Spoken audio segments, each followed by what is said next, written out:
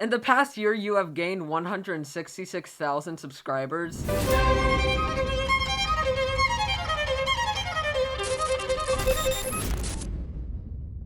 In the past year, you have gained 166,000 subscribers. Yeah, that's amazing, And it's man. weird because, like, whenever I gain, like, 100, it's like, I'm shocked, but, like, how do you handle that, really? I think, you know, when I first had my, like, growing from the double digits to, like, 4 digits, I think I was more excited going from 40 subscribers to 3,000, because that was the first one that finally got me to, like, being YouTuber status. Ever since then, I've just been watching it rise. Like, yep, I guess the number does that. Okay, Yeah. pretty cool. Wait, what was the Okay. video that did that? Like, was it The video that first got me out was I made a better prison than the Dream SMP prison. I mean, did it start the prison community, though? No. The Dream SMP prison? See, that was the funny thing. It was probably the most popular prison on YouTube until Poseidon's came out, and obviously I got 7 million views. That was what, like, properly got people into prisons. Explain to the viewers who don't really know what you do in Minecraft. What do you do on your channel? I suppose recently I've done a lot of what I'm really into is anything technical in Minecraft, which most recently has come in the form of escape rooms, because that's the easiest way I think to use obscure technical knowledge. Like, I'll learn really random mechanics. I've recently done my crawl glitch video. There's so many ways you can crawl in Minecraft that nobody has ever heard of. You start to do these like 100, 200 player Minecraft events. Are those hard to like set up and stuff, or do you just kind of ask your Discord server and they're like, all right, sure? Probably the hardest to organize, because for one, I have to schedule something that I need hundreds of people to be available for. I need to run a live event that 400 people are watching, which I understand people do events with thousands, but 400 is still intimidating. Yeah. And 200 people on the server, it is so stressful. But the 200 player event, I had one puzzle that like no one could solve, and it was really awkward on stream. When I watch the full videos, it looks like nothing went wrong, but then like I go to the stream and be like, oh, there were a lot of random technical difficulties. So I find it really interesting how you manage one, like in the fully edited version, make it seem like this really big dramatic thing where nothing went wrong, but like the stream. See, that's something I'm definitely known for.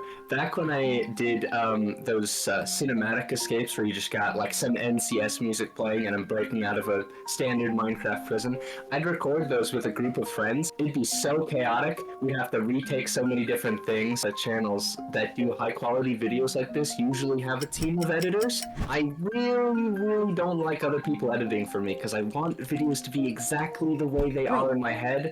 I feel like I don't feel comfortable trusting somebody to have the creative freedom for my video. I don't know why, but like, Yeah. I have that same feeling you have where it's like, I want the video to be like how I would make the video. So, do you have a preferred editing software? I think if I had tried several editing softwares, maybe I'd have a preference.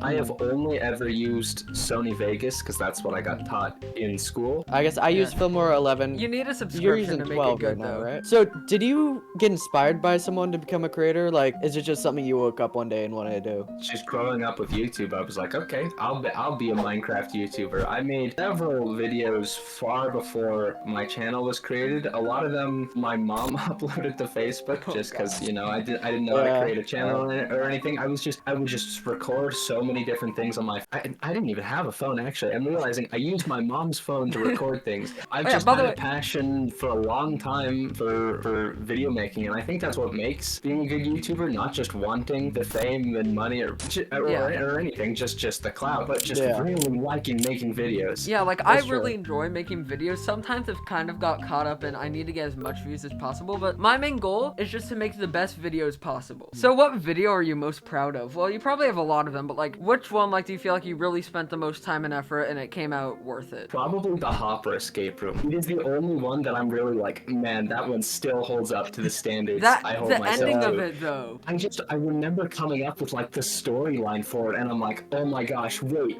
And then we use F5 at the end to reveal. I watched your Seawald video without that much context. I look at the comments, it was all, I'm not sure if you noticed, but using F5 and I was like, wait, what is this? And then I just realized it's a random thing in your community. Where do you see yourself in 5 years? Still doing YouTube? Classic. Oh yeah, definitely. I understand YouTube well enough to know how to make it last long term. I know what kinds of content last and which ones die out.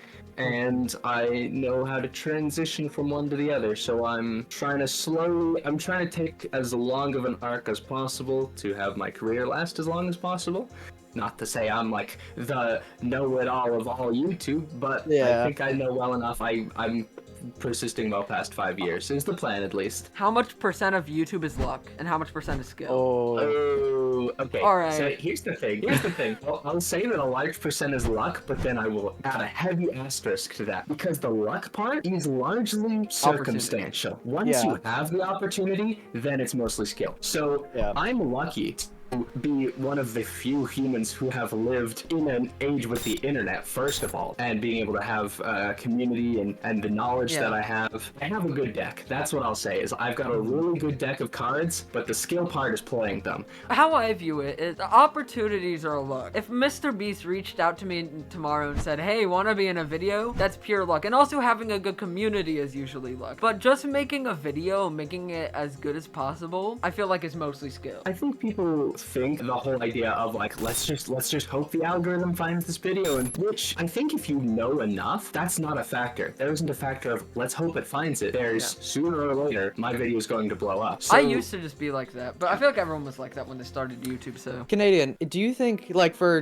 channels our size, is there something that is there information out there that isn't true? And basically, is there something that you recommend for smaller channels to do to make it big? I think this depends on depends on a couple things. First, how much you already know how to do. I think when I started out, honestly, I think you guys, your editing style and your formatting is definitely better than it was when I had your sub count.